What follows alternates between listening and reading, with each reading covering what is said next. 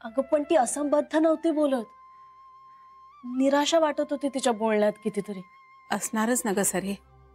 गेल्या काही दिवसात नाही म्हटलं तरी किती प्रसंगांना तोंड द्यावं लागलंय तिला सांग.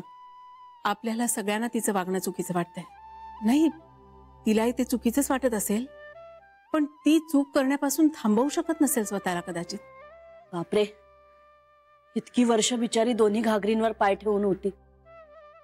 काही कितीही म्हटलं तरी भीती वाटतच असेल ना मनातून तिला. आपण पकडले जाऊ, सगळ्यांना कळेल, ही भीती दिवस रात्र वाटत असेल तिला. आणि याचाच भयानक स्ट्रेस झाला असणार तिला. त्याचाच परिणाम असणार. या टेन्शनमुळेच तब्येत बिघडली आहे तिची. कळतंय ग सरे सगळं, पण हे माहीत असताना हसत हसत भाऊजींकडे तिला कसं पाठवणार सांग. भाऊजी कसेत माहितीये ना आपल्याला, त्यात तिचं हे वेळ कसं चालवून घेणार आपण. तेही आहेच ग. आणि तिला विरोध करणारे सगळे तिच्या जवळचे आहेत, तिच्या भल्याचाच विचार करतायत. आता तर श्रीही तिच्या विरोधात गेलाय. त्याचाच तिला सगळ्यात जास्त त्रास झाला असणार. श्रीला आपलं वागणं आवडलं नाहीये ना, याचा सगळ्यात जास्त धक्का बसला असणार आहे तिला. पण सगळं माहित असताना श्रीला तरी कसं पटेल हे सांग. अगं शरूला वाटलं असेल ती श्रीला समजावून सांगेल, त्याला म्हणणं पटेल तिचं. पण आता तोही तिच्या विरोधात गेलाय म्हटल्यावर हेल्पलेस वाटत असणार आहे बिचारीला. खरंच खूप अवघड होऊन बसलंय सगळं.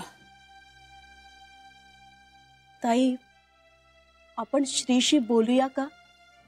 काय म्हणजे शरूला बरं वाटेपर्यंत. सरे, अगं मला काहीच सुचवायचं नाहीये, म्हणजे एकदा नुसतं बोलूया का श्रीशी? काय बोलणार श्रीशी? त्याच्या तरी हातात काय सांग. तो न भूतकाळ बदलू शकत ना भाऊजींचा स्वभाव. देवा, मार्ग दाखव रे बाबा.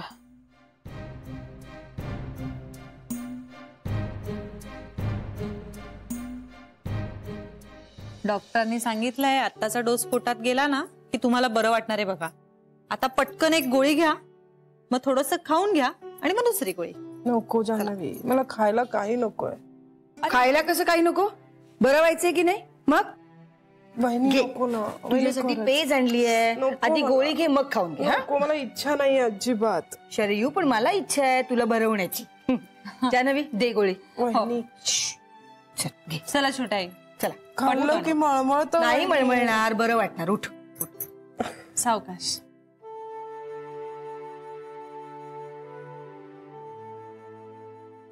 हळू.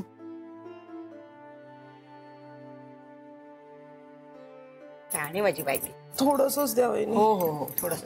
आधी गोळी घे.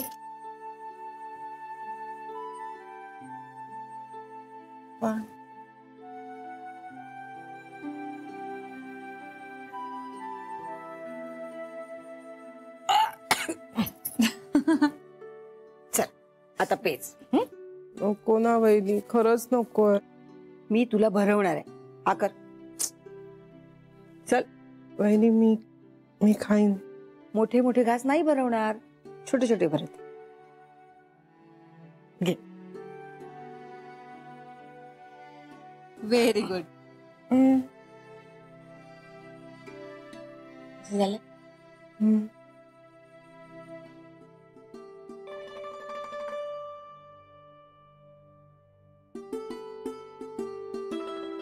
बस होता. अगं एक घास. नको वहिनी बा. बर शरे, आता पटकन बरी हो. आपली इंग्लिशची कॉन्स्टिपेशन तशीच राहिली आहे. किती पुढे पुढे चालले तारीख माहितीये? कॉन्स्टिपेशन काय मोठी आई, कॉम्पिटिशन. घाणेरडा आहे का शब्द? नाही नाही, चुकीच आहे. मग काय म्हणालीस तू? कॉम्पिटिशन. कॉम्पिटिशन. विसरायच्यात वहीत लिहून घेते. हा, आणि हे घे, तिला भरव. मी आलेच. लवकर बरी हो.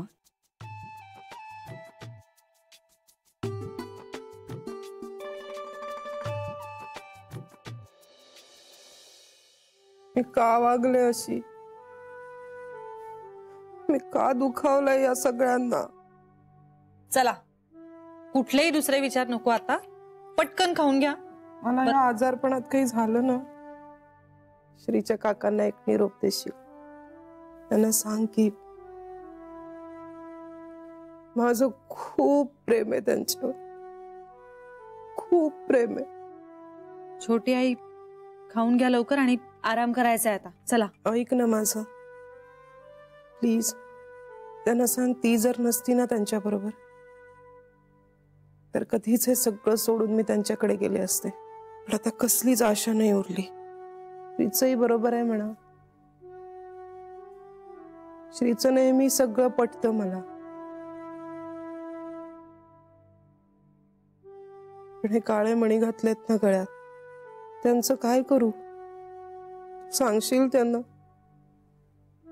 प्लीज सांगशील? बरं, मी सांगते. तुम्ही आधी खाऊन घ्या, बघू आता. मला ना उगीच एक आशा वाटायची की आई कधीतरी त्यांना माफ करतील, कधीतरी हे घरी परत येतील. पण आता तीही आशा नाही उरली. हा असा संसार माझ्याच्याने शक्य नाहीये ग. आणि संसार कसला, नुसतं चोरून भेटायचं, ते डोळ्यांना दिसतात एवढंच समाधान. पण आता तर श्रीने त्यालाही नकार दिलाय. श्रीचा शब्द मी नाही मोडू शकत, कारण श्री इतकं मला दुसरं कोणीच प्रिय नाहीये. श्रीचा शब्द नाही मोडू शकत मी. बाकी जगाशी भांडेन, पण श्रीच्या विरोधात नाही जमणार ना मला. म्हणजे हे भेटणार नाहीत, त्यांना भेटायचं नाही. भास झालं तुम्हाला? तुम्ही झोपता का? मी डोक्यावर पट्टा ठेवते पुन्हा. हा, जान्हवी, हे येतील ना ग घरी. आई क्षमा करतील यांना, कधीतरी येतील.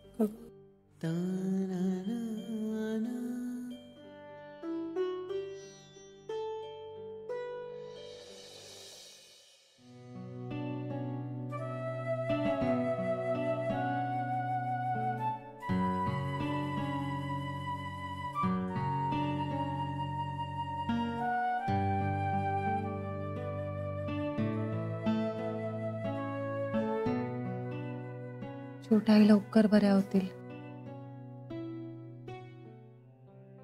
आता ना आपण सगळ्यांनी खूप पॉझिटिव्ह राहायला हवं. पॉझिटिव्ह राहिलो ना तर तब्येतीवर परिणामही चांगलाच होईल. नाही, ती आजारपणातनं बरी होईल याबद्दल शंका नाहीच आहे मला. डॉक्टर बघून गेलेत, औषधं चालू आहेत, आपण सगळे काळजी घेतोय. She will be all right, I am sure. मला राहून राहून फक्त हे वाटतंय ना की इतकी प्रचंड खळबळ चालू आहे तिच्या मनात. मनाला पेले नसं झालं की मग हे असं शरीरावर दिसतं. हो ना, बिचारे. कधी कधी ना मनात येतं त्यांनी कुणालाच विश्वासात का नसेल घेतलं, का त्यांना कुणावर विश्वास टाकावासा वाटलाच नसेल. पण म्हणजे इतकं दडपण होतं तिच्या मनावर आपलं. दडपण नाही रे श्री, प्रेम असते. आता लहान मुलं नाही का, खूप गोष्टी आपल्या आई वडिलांना वाईट वाटतील म्हणून लपवतात त्यांच्यापासून. त्यांचा हेतू कधी खोटं बोलण्याचा किंवा त्यांना फसवण्याचा नसतो. माझ्याशी मनमोकळेपणाने बोलणं इतकं अवघड जाईल छोट्या आईला माहित नव्हतं. म्हणजे इनफॅक्ट मला तर असं वाटायचं की घरात खूप छान खेळमेळीचं वातावरण आहे, सगळे एकमेकांशी खूप छान बोलतात. छोट्या आईनं खडबडून जागं केलंय मला. खरंय, मी जरा जास्तच हार्श वागलो का तिच्याशी? तरी त्या बिचारा त्यामागचं प्रेमच बघतायत. हो ना, म्हणजे हे सगळं आम्ही तिच्या प्रेमापोटीच करतोय हे कळतंय ना तिला. म्हणजे आम्हाला त्याचा राग येत असेल, पण त्याहीपेक्षा जास्त तिच्याविषयी प्रेम वाटतं हे पटत असेल ना ग तिला. हो श्री, इनफॅक्ट त्या सतत तेवढंच बोलतायत. पण मग आता काय करूया आपण? मी बोलू तिच्याशी, परत एकदा बोलतो. हा, एकदा का छोटी आई बरी झाली ना की आपण सगळेजण कुठेतरी जाऊ काही दिवस. म्हणजे जागा बदलली की जरा बरं वाटेल नाही का? हरकत नाही श्री, निदान पुढचे काही दिवस बरे जातील त्यांचे. कदाचित काही दिवस. म्हणजे त्यानंतर काय? ए जान्हवी, सांग ना मला, मी काय करू म्हणजे छोट्या आईला बरं वाटेल?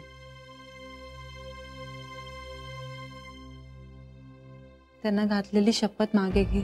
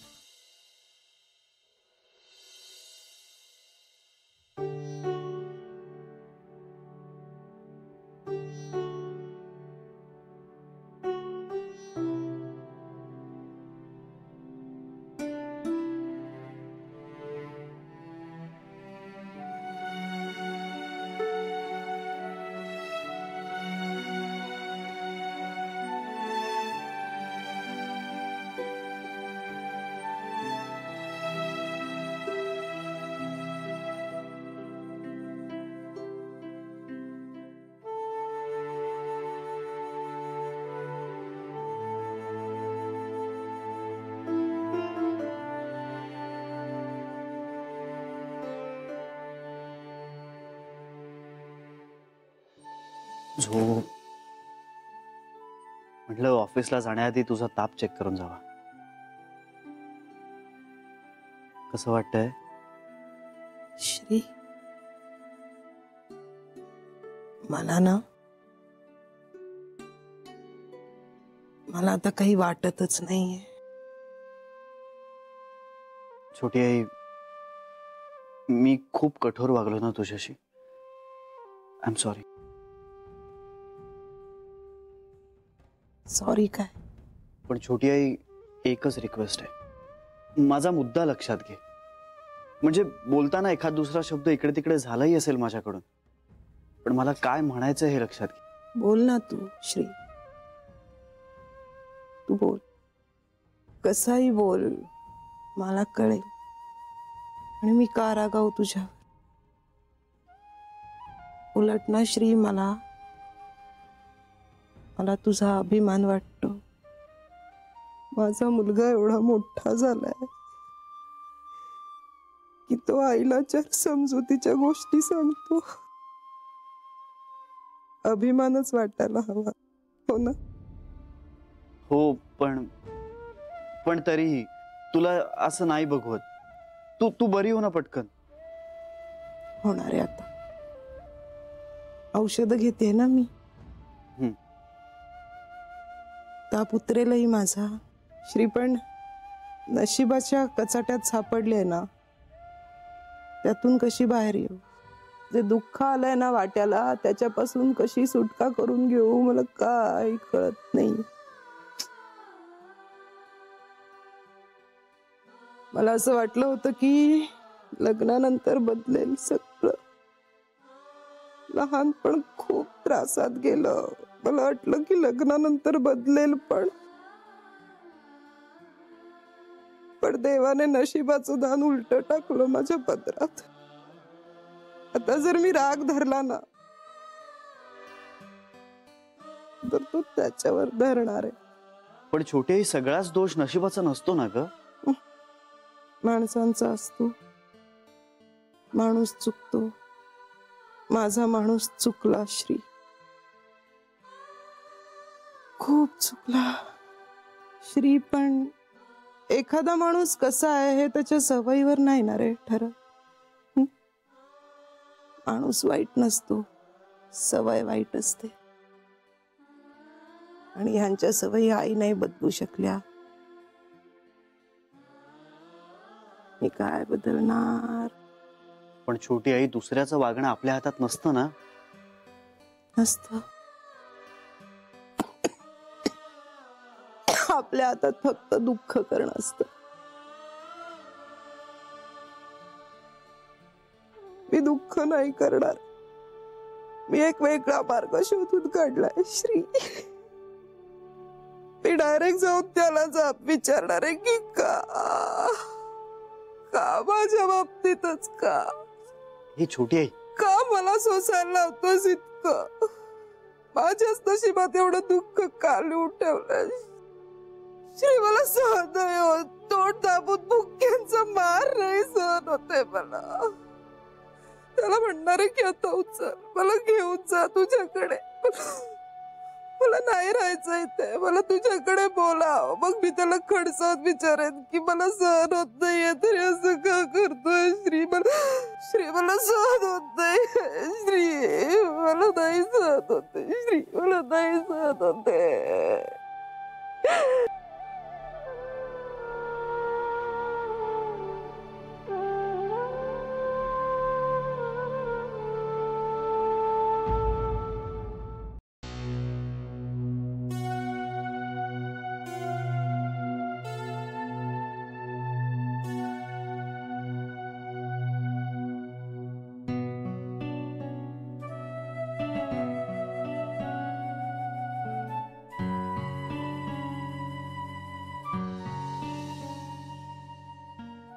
आईजी चहा ठेव तिथे.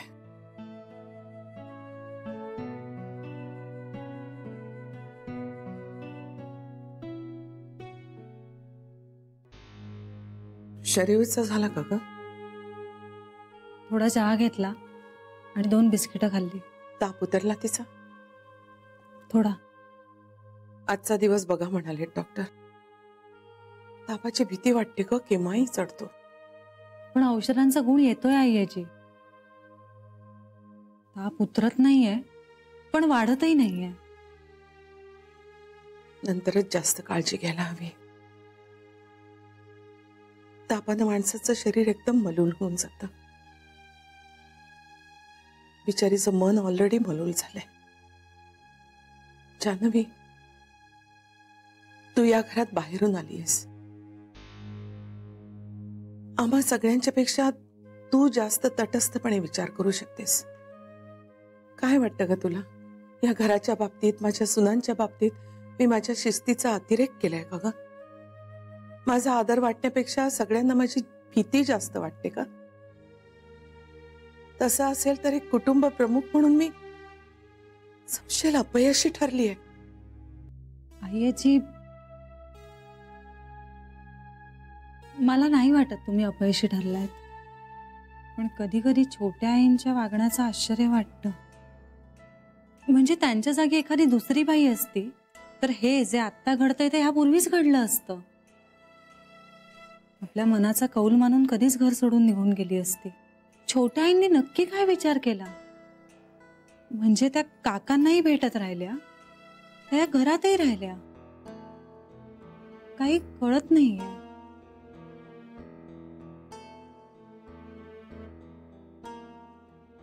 तिथंच मी अपयशी ठरली आहे. मी माझ्या सुनांना सुरक्षितता दिली पण स्वावलंबी नाही बनवलं. जगापासून त्यांना वाचवलं, जपलं,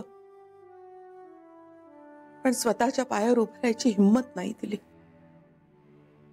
शरयूनं कांताबरोबर निघून जायचा निर्णय घेतला असता तर मला अतोनात दुःख झालं असतं.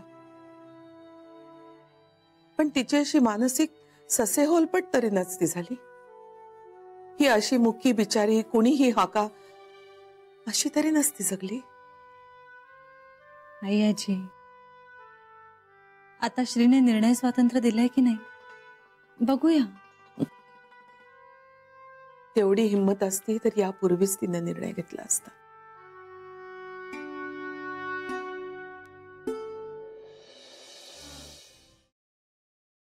बघू. आईजी, तुम्ही रागावणार नसाल तर एक प्रश्न विचारू? विचार की. तुला हा प्रश्न का पडायला लागला? नाही, तसं नाही आईजी. मला अजूनही वाटतं मला सगळं माहिती नाहीये. म्हणजे आईजी, असं नेमकं काय घडलं ज्यामुळे तुम्ही काकांना घराबाहेर काढलं? अगं, तो शरयूवर हात उचलायला लागला होता.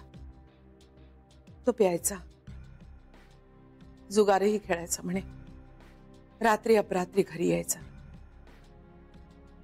अशा माणसांची भीती वाटते ग. असला तर सूत नाही तर भूत. घरात आम्हा बायकांचं राज्य. उमाकांत एकटाच काय तो कामाचा पुरुष. हा असा नशेत. याचे मित्र यायचे जायचे. शरयू पडली गरीब. घरात रोज तमाशे व्हायचे. बरं, शरयू आवडत नव्हती, तिच्यावर प्रेम नव्हतं असंही नाही. कांताच्या पसंतीनंच झालं होतं लग्न. मला असह्य झाला होता रोजचा गोंधळ. हे सगळं ऐकलंय मी. आईजी, नेमकं काय? म्हणजे मला म्हणायचंय की अशी कुठली घटना घडली, म्हणजे निमित्त काय, तो शेवटचा निर्णायक क्षण कुठला होता ज्यामुळे शेवटचा मार्ग म्हणून तुम्ही काकांना घराबाहेर काढलं? आईजी, प्लीज प्लीज बोला ना, हे महत्वाचं आहे.